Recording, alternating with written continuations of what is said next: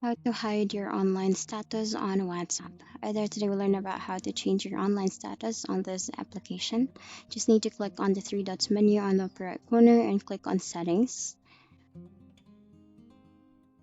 Once you click on settings, you just need to click on to your account and then go back to settings,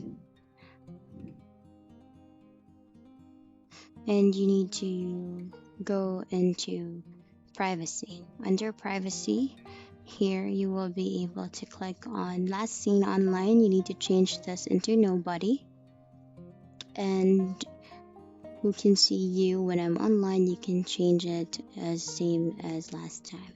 Another thing here is you can click on status privacy, change it to only share with, and then allow, not now. Click on not now and then go back. And then from here, you just need to scroll down and then make sure that read receipts would be turned off.